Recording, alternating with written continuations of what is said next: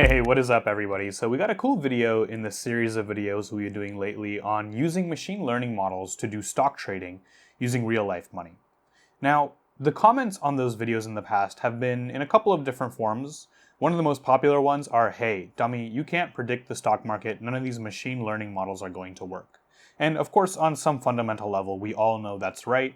These machine learning models, unless they get super complex, and perhaps in most cases, even no matter how complex they get, aren't going to be able to predict the very complex, unpredictable dynamics that exist in the stock market.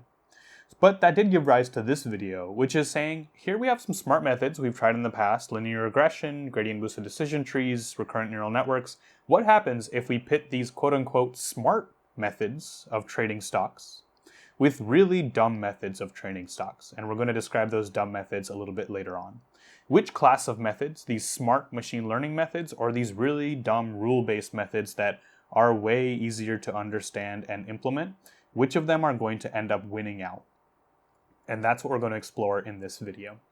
So just a quick framework here. So given any ticker T in, let's say, the S&P 500, we're going to get the last 1 year of data on that ticker. So the last 365 days of trading days, all the returns for that ticker. And that's represented by this range right here. And then we're going to do the technique called backtesting in stock trading and finance, where we first train a model, whether that's a linear regression, a gradient boosted decision tree, a recurrent neural network, whatever that model might be. We train it on some period, and then we use the trained model on that period to predict 1 day out in the future what the return might be, and based on the predicted return, we decide whether or not we're going to buy the stock. Then we shift that whole thing 1 day forward, so we train on almost the same data, except we remove this day here and we add 1 day in the front. Using that new trained model, we predict 1 day in the future, and we repeat that on and on and on and on. We do a bunch of predictions using a bunch of different trained models. We get some kind of distribution of the returns from using this strategy relative to just buying the S&P 500 that day and the performance of the S&P 500 on that given day. So by looking at what fraction of this distribution, what fraction of these simulated predicted intervals are above the S&P 500 vertical line, we can get the probability that this strategy using this machine learning model would beat the market. And so that's what we're seeing here. Basically, the area that's in green here would be that probability. So that's the strategy for our smart machine learning models, and we're going to define smart here as linear regression, GBDT, recurrent neural network. But even within these, there's a scale of smartness, and we'll get more into that in just a second. But first, the main topic of this video, let's talk about the dumb strategies we're going to use that are not machine learning methods, that are really easy to understand. It's going to take me not that much time to explain these. The first dumb method is, hey, if the return of the stock was bigger than some tau, some number tau yesterday, that's what the -1 here means, then go ahead and buy the stock today. The second one is just the same thing, but looking 2 days in the past instead of just one. This is saying if the return of the stock yesterday and the day before yesterday were both bigger than this number tau, then go ahead and buy the stock. And the third one is just the second one, but replacing this and with an or. So either if the return yesterday was bigger than tau, or we can also say the return 2 days ago was higher than tau, then in that case, if either of those is true, go ahead and buy the stock. So 3 really dumb strategies. And this table here tells us everything we need to know about how all 6 of our strategies, these 3 machine learning smart methods, quote unquote, and then these 3 dumb methods perform. Now, I filled in almost all of this table, and I'm going to fill in the rest in just a second. But let's first take a look at what we're talking about in the table. So we have our 6 strategies: linear regression, GBDT, recurrent neural network, dumb 1, dumb 2, dumb 3. And this column here is an interesting one to look at. This is the fraction of the time that we would actually make a trade if we use that method to buy and sell stocks on a daily basis. So we can see these are very different. For the linear regression, the GBDT, the recurrent neural network, it's somewhere between 50 and 60%. And that's basically happening because if any of these methods predicts a return that's negative, or that's too low, that's less than this number tau, then we're not going to buy the stock because we don't have enough evidence to say that that's a good stock to buy today. If that return, predicted return I should say, is higher than tau for any of these methods, then we will buy the stock. And using those rules results in about a 50 to 60% rate on any given day for any given ticker that we would actually buy and sell that ticker at the end of the day.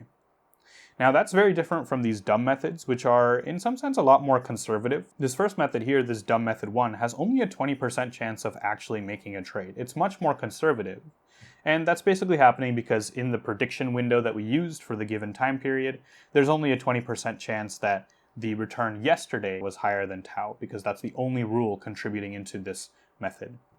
The dumb method 2 has only a 2% chance, and that intuitively makes sense because for the dumb method 2 to even be acted upon, we would need for 2 consecutive days for a given ticker, both of those days to have a return of higher than tau.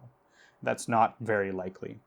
Dumb 3 has the highest rate of the dumb methods. There's around a 30% chance, and that makes sense because instead of an and, we have an or, so it's going to have to be by definition higher than the dumb method 1, since it includes all the cases where dumb method 1 would get used, and also the cases where the return 1 day ago was not higher than tau, but the return 2 days ago was higher than tau. So that's 32%. But even looking at that 32%, it's still about 20 to 30 points off of the rate at which these machine learning methods would trade. And the story there is interesting beyond just them being different, because now we get to talk about the bias-variance trade-off. And that's really the main part of this video. I'm going to fill in this table and we'll see which methods are better. But the story here is really not a story of different performances, but a story of the bias-variance trade-off in machine learning, applying to all machine learning and data science problems, including stock trading and finance ones. And that's what I want to spend a second talking about. So the bias-variance trade-off in machine learning and data science, basically saying there's a lot of different ways out there to solve a data science problem. Some of them are really dumb, like our dumb methods here. And those dumb ones sound bad because I use the word dumb here, but they have a big advantage, and that is that they have very low variance. What very low variance means is that if your training data changes just a little bit, then it's probably not going to affect the dumb method all that much. The dumb methods are pretty resilient to changes in your training data. Here, this is kind of an extreme case where there isn't even any training data. I just made up these rules based on nothing.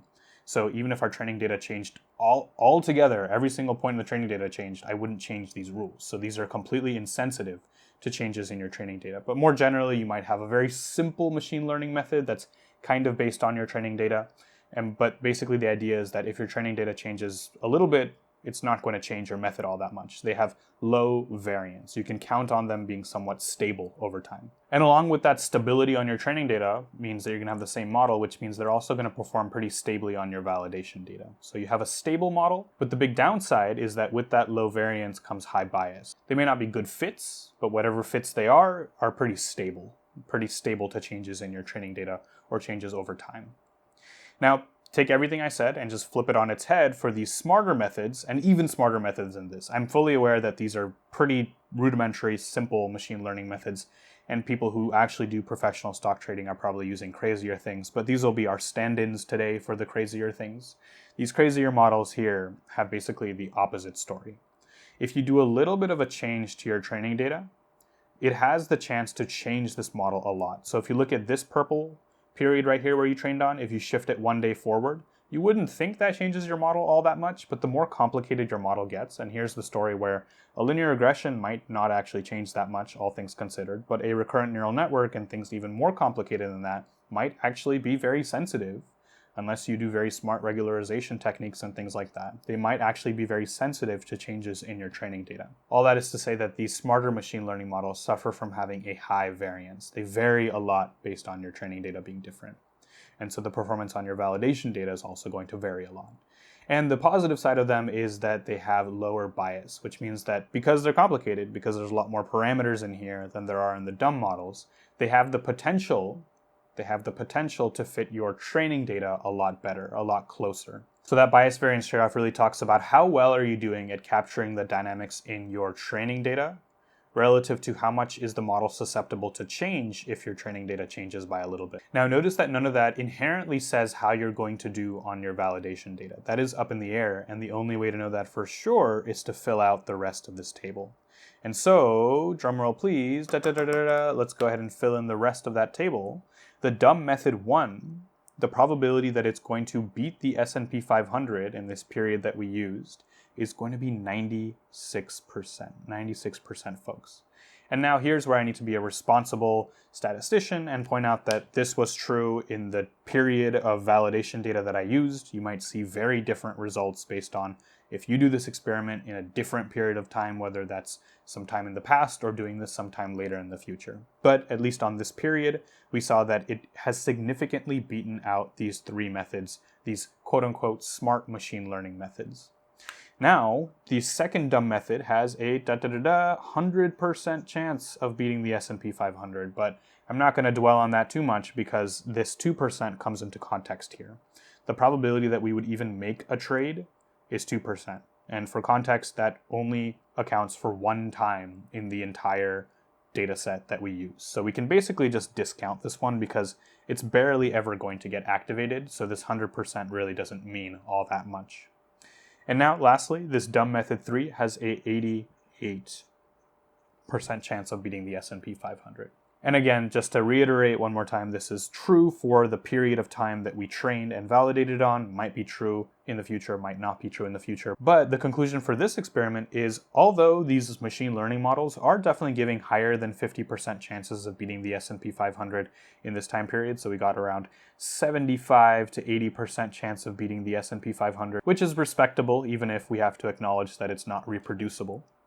In this period, we got a 88 to nearly 100% chance of beating the market using these really dumb techniques.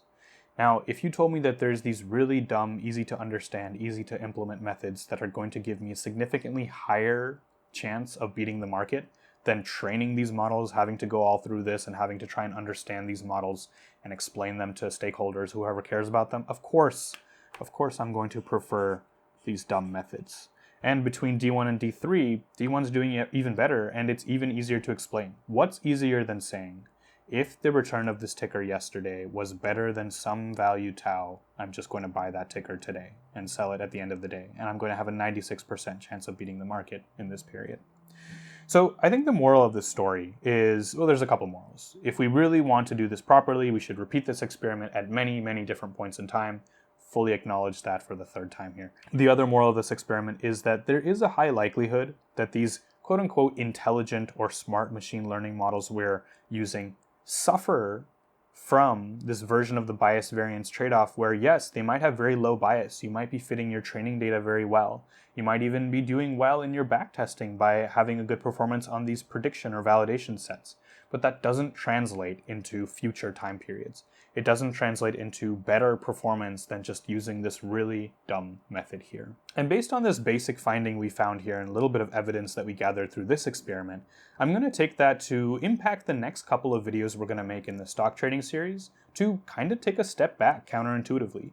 You would think that, hey, we've done linear regression, we did GBDT, we did recurrent neural networks. Let's move on to smarter and smarter machine learning models. And yeah, we'll probably get around to doing that at some point in the future. But now I actually want to go in the reverse direction for a few videos and use really basic techniques that are easier for an everyday person, and even if you are into machine learning, easier for a busy person to just implement on a whim. And so I think the next video in this series is actually going to be expanding on these dumb techniques and adding a whole array of other dumb techniques to see which of them is the smartest of the dumb techniques. So I hope you had a lot of thoughts and comments and ideas floating around in your head as you were watching this video. I would love to hear all of them. I love looking at comments on all the videos on this channel, but especially these stock trading ones because people always have such interesting insights. If you have any of those insights, please leave them in the comment section below. Like and subscribe for more videos just like this, and I'll see all you wonderful folks next time.